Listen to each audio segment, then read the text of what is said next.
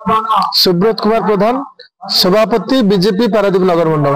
आज माननीय यशस्वी प्रधानमंत्री मोदी जी 75 जन्म जयंती अवसर में भारतीय जनता पार्टी पारादीप नगर तरफ एक स्वेच्छाकृत रक्तदान शिविर आयोजित करा जायथिला। एही रक्तदान शिविर को आमर प्रिय नेता माननीय शिल्प मंत्री संपद भाई को उद्घाटन करथिले। आम दलर समस्त कार्यकर्ता माँ माने भौणी माने युव बंधु माने मुरब माने सर्वोपरि व्यवसायिक बंधु माने पारादीप बासिंदा समस्त उत्सुकता सहित ये रक्तदान शिविर में भाग नहीं। आम लक्ष्य थे आज माननीय प्रधानमंत्री 75तम जन्म जयंती में आम 75 यूनिट रक्तदान संग्रह करूँ। 75 यूनिट बहुत शीघ्र आम संग्रहित है। आमर समस्त कार्यकर्ता खुशी सहित मोदी जी जन्मदिन को पालन कले रक्तदान शिविर कर सहित आमर पारादीप विभिन्न वार्ड रे माँ के नाम में एक जो पेड़ समस्ते से पालन करी विभिन्न वार्ड रे आम गछ लगेलु केमती परिवेश मोदी जी जो आह्वान परिवेश संतुलित रही वृक्ष लगेगा ताकू आम पालन करूँ। एवं आज रक्तदान शिविर समस्ते मिसिक धूमधाम पालन करूँ। आम मोदी जी दीर्घायु कामना करूँ।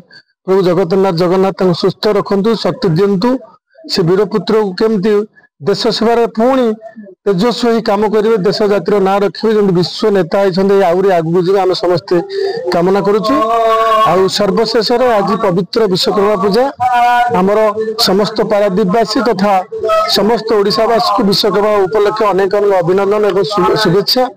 प्रभु विश्वकर्मा समस्त खुशी रखु समस्त आनंद रखु। यही वर्षर विश्वकर्मा पूजा धूमधाम पालन हो सारा ओडिशा सारा भारत और सारा विश्व में प्रसिद्ध लाभ करो।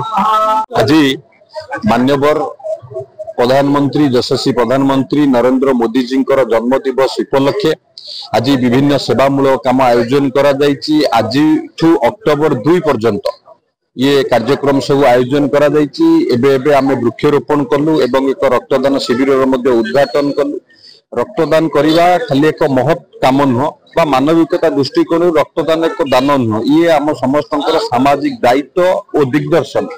जदि देखिए प्रतिदिन लक्ष लक्ष लोक माने रक्त और आवश्यकता को अनुभव करुचन ये रक्तदान निश्चित भाव में कहा जीवन को बंचेबा पई ये आशा हो पारे कहा जीवन कहा संजीवनी हो पारे आज आवश्यकता को अनुभव करी ये रक्तदान शिविर आयोजन करने निहाती आवश्यक अच्छी। मु धन्यवाद देवी प्रति वर्ष भली मध्य पारादीप एभली मान्यवर प्रधानमंत्री जन्मदिन उपलक्षे रक्तदान शिविर आयोजन करा जायछि एवं मान्यवर मुख्यमंत्री आज दिन में 75 लाख वृक्ष रोपण करने मान्यवर मुख्यमंत्री मध्य योजना प्रस्तुत करिसेंती। आज सारा ओडिशा रे नासी वृक्षरोपण करा जाउची। निश्चित भाव में ये मृत्तिका संरक्षण हो जलवायु परिवर्तन हो कि बात्या प्रकोप रक्षा हिंताल वन सृष्टि करने ये सहायक हम।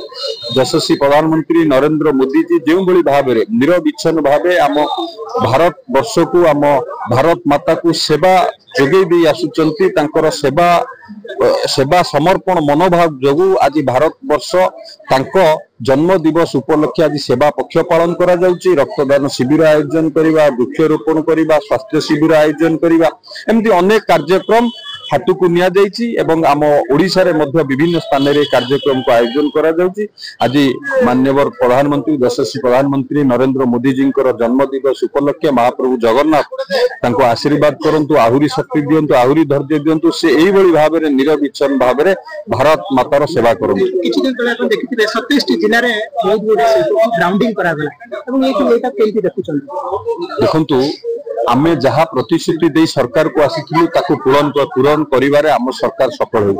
आज यदि देखिबे शिल्प विभाग तरफ आम सरकार 13 मास भितरे बा उत्कर्ष ओडिशा कनक्लेव आयोजन 6 मास भितरे जदि देखिबे बा 8 मास भितरे देखिबे आमे 5 थर भित्तिप्रस्तर स्थापन करिवार कार्यक्रम आयोजन कर 2 लाख रु ऊर्ध्व कोटी टंकार शिल्प प्रतिष्ठा करिवारे आमे सफल हलु। ये होची आम सरकार प्रतिबद्धता।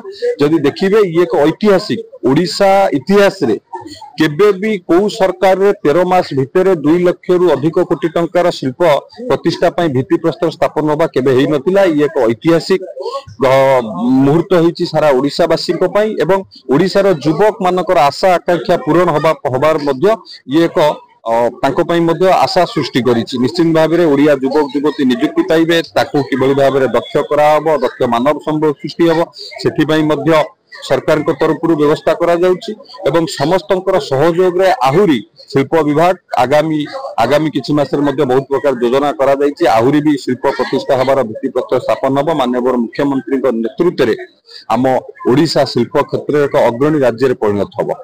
धन्यवाद।